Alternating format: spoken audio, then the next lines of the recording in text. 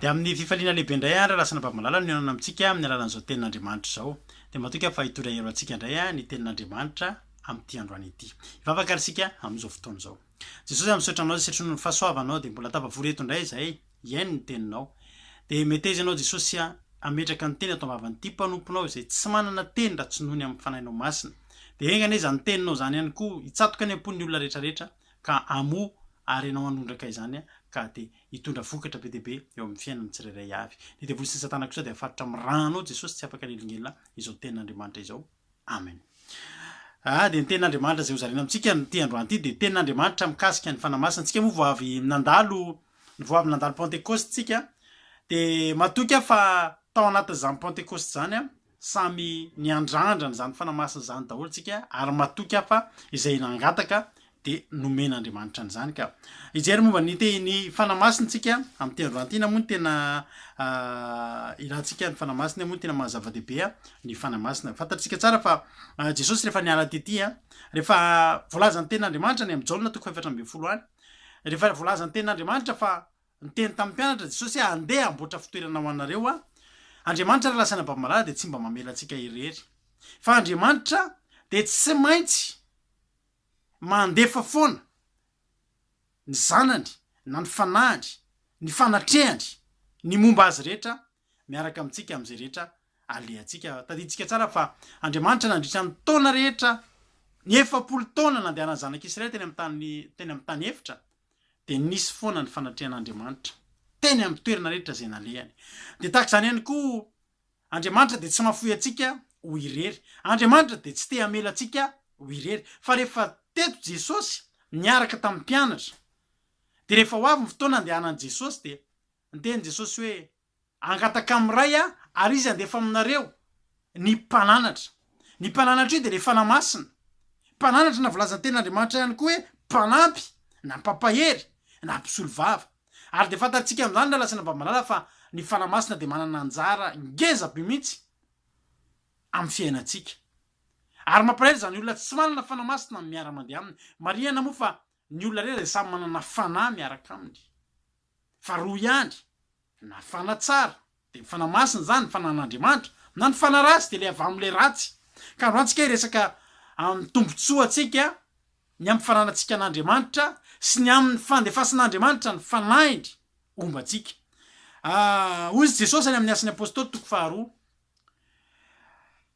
Asin'ny Apôstôly 2:2 andiny 9 le teny fantatsika manao hoe ary azo hery ianareo amin'ny latsahan'ny fanamasina aminareo ary ho vavolombeloko koa any Jerosalema sy any Jodea sy Samaria ary hatrany am-paran'ny tany. Azo hery ianareo ry havana malala. Taky ny ahoana moa zany hoe azo hery. De azotsika tsaina mihitsy fa rehefa ny olona zany mahazo hery de velombelona. Rehefa ny olona zany mahazo hery de mahery tsara. Tsy malezolezo, tsy malemilemy, tsy mitemora, mandresy lahatra, mampahery. Zahako resy lahatra mihitsy fa ny olona manana zany hery zany de olona afaka hiatrika zavatra maro. Olona afaka hiatrakana zavatra maro. Afaka hivoaka mpandresy ao anatina sedra maro isan-karazany. Fantatsika tsara fa ny mpianatra rehefa mbola tety Jesosy de taka mbola nanaraka stage ny mpianatra amin'ny mampianatra azy de nianatra teny amin'ny fiarahany tamin'i Jesosy de nianatra zavatra be deaibe. Nampianarina zavatra zay mbola tsy hainy.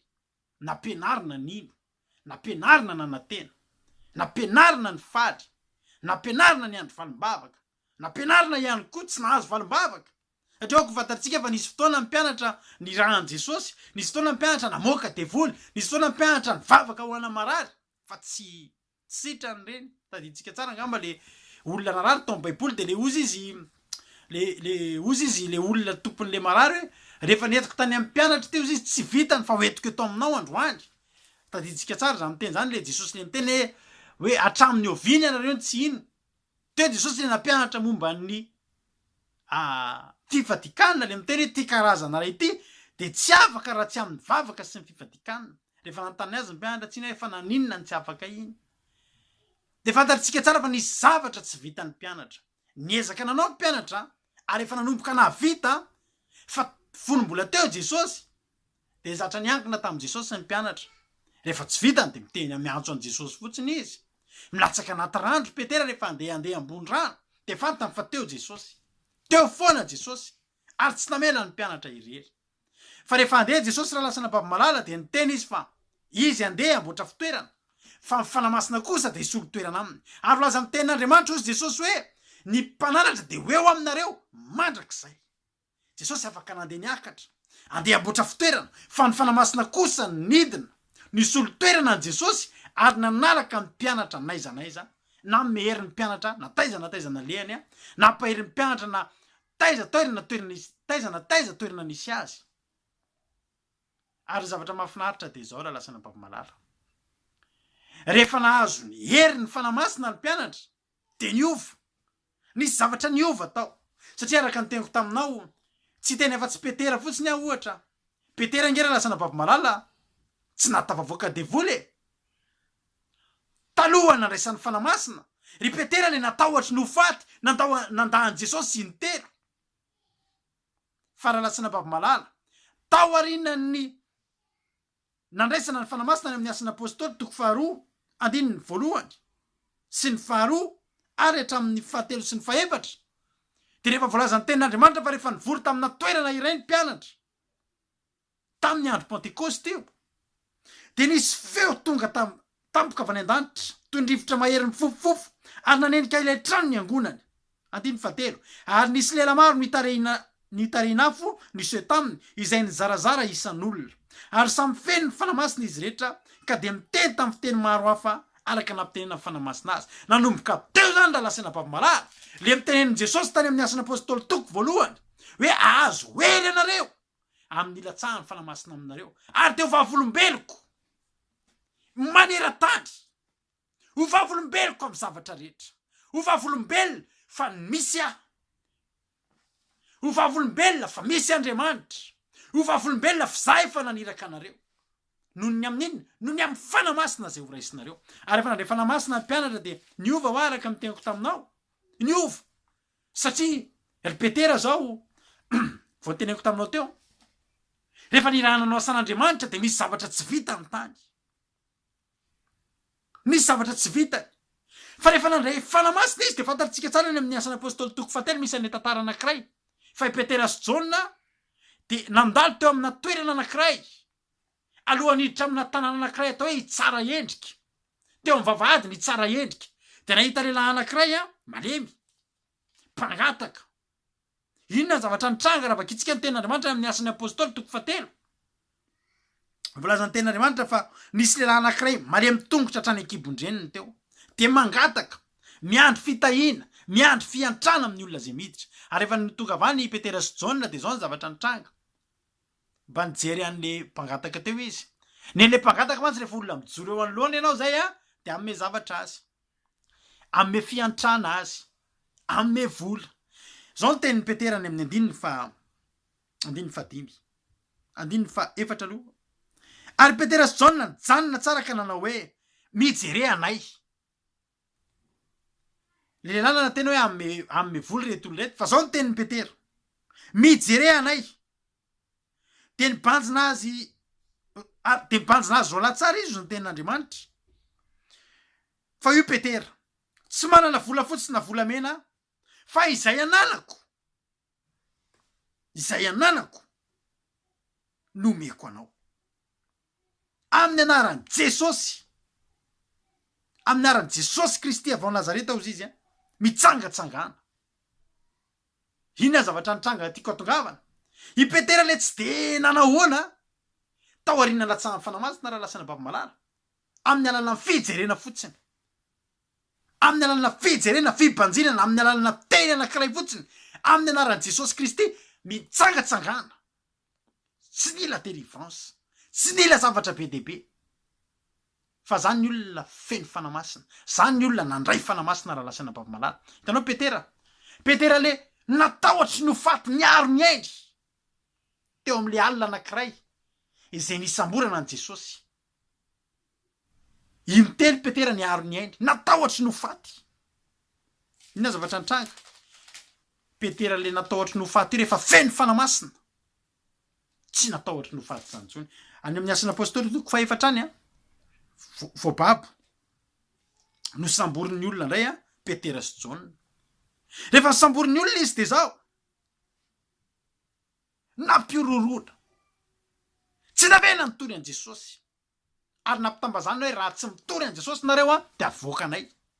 Fa zao ny tenin'ny Petera ary tiako zany mba ho marianao ndray koa ny amin'ny baibolinao fa zao mitenina olona avy nandray fanamasina raha lasana babimalala, olona natao ohatry ny ho faty fony mbola tsy nilatsahany fanamasina fa rehefa nilatsaka ny fanamasina de amin'ny asan'ny apôstôly toko efatra diny faharoapolo ny teny Petera nanao hoe fa izahay tsy mahitsy sy milaza sy zavatra vitanay sy renay taorina nampiororona azy aza mitory an'izany Jesosy zany nareo. Zao ny teny Petera, na ho faty zay na ho velona, na higadra zay na tsy gadra, na ho fatorana zay na ho kapohana, zay tsy milaza ny zavatra fantatray sy renay. Teny amin'ny Jesosy Kristy zany. Hitanao, tsy natao ohatry ny ho faty zany tsony Petera, tsy natao ohatry ny ho faty satria ny olona nandray fanamasina raha lasina babimalala de olona mahery vonina hiatrika ny zavatra rehetra. Tsy tokony handalondalo fotsiny taminao iny Pentekosty iny fa tokony nandray herin'Andriamanitra ianao ka zavatra tsy sahanao ny atrehana talohany iny tokony sahanao etrehana ao aorianany. Raha lasana babimalala tahaka izany daholo ange ny olona nilatsahan'ny fanamasina zany de olona mahavita zavatra ary mahavita zavatra mihoatra noho ny olona. Zany Samsona zany nge raha lasana babimalala rehefa milatsaka ny fanahan'Andriamanitra fa zay manoloana azy na Filistiny na firy na liona na inona de maty ny avokoa, resy ny avokoa. Rehefa milatsaka zany ny fanahan'Andriamanitra, rehefa milatsaka amintsika ny fanamasina raha lasana babimalala, aorian'ny Pentekosta tsy tokony nisy olona ho kivy, aorian'ny Pentekosta tsy tokony nisy olona ho reraky ny ady zany, aorian'ny Pentekosta tsy tokony nisy olona hitentsony hoe kivy tanteraka. Afaka kivy ianao ko Paoly aza kivy fa aorian'ny Pentekosta ianao nandray fanamasina de manana hery hiatrehana ny zavatra rehetra ary tsy vitan'ny hery hiatrehana ihany fa hery andresena, hery entina mandresy raha lasana babimalala. Ary ny fanamasina de mpananatra araka ny tenin'Andriamanitra zay hitantsika teo, mpananatra mpisolo vava. Misy an'le tantara le zanak'Adala nge raha lasana babimalala, fanamasina nge namangy azy tany amin'ny toerana nisy azy tany, fanamasina napodiny saingy. Io olona io de efa zanak'Andriamanitra, efa zanaky ny ray tao an-trano tao fa nandeha nivoaka. Fa zao raha lasana babimalala, rehefa amin'ny fotoananao zanak'Andriamanitra, amin'ny fotoana ndray fanahan'Andriamanitra, tsofokorano amin'ny anaran'i Jesosy zay rehetrarehetra tafaverin-dalana taolan'iny Pentekosty iny de ankatao ny fanamasina. Raha misy aminareo any atokantrano any lahy sy dada rakizy mivavah de ankatao ny fanamasina mangy azy ny amin'ny toerana zay misy azy any. Fa apodiny sainy zany de iverina izy. Fanamasina ny napody an'iny zanak'Adala iny. Davida nge raha lasana babimalala, iza moa tsy mahay mitendry lokanga teo amin'ny Israely, fa za mino fa ny mpiandrondry rehetra mety samy mahay mitendry lokanga. Fa ny olona manana fanahan'Andriamanitra raha lasana babimalala na lokanga anankiray ihany aza ny samy tendrena. Neny Davida nandroka devolony azy ny lokangany. Satria nahoana?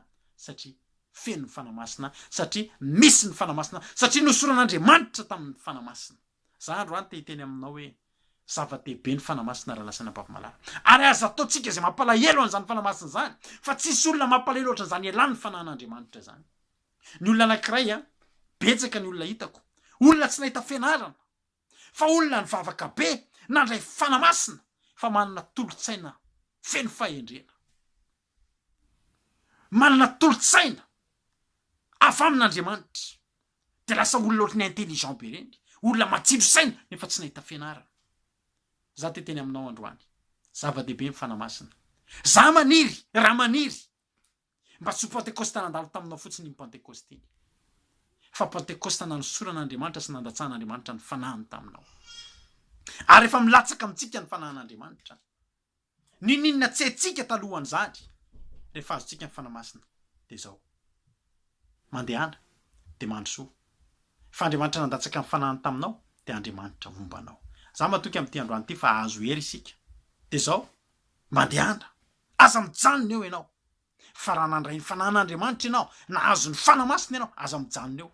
Ny fanamasina raha lasana babimalala tsy entina mandeha mahandro sakafo. ny fanamasina raha lasina baby-malala tsy entina mandeha manao Facebook fa ny fanamasina entina mandeha ho vavolombelona Kristy Jerosalema Jodea Samaria hatrany am-parany tany mandehana mandrosoa fa rehefa feno ny fanamasina ianao ataovy zay azo ny tananao atao fa Andriamanitra momba anao de matoky aho fanampahirianao zany tenin'Andriamanitra zany de mahereza daholo sika tehirizo ny fanamasina tehirizo ao anatinao ny fanamasina fanaiza leanao ninninona ataonao de fanan'Andriamanitra ny olotsaina sy tahatalanao de ampianatra ny lalaka leanao voninahitra teo an'Andriamanitra rery ihany aleluia amen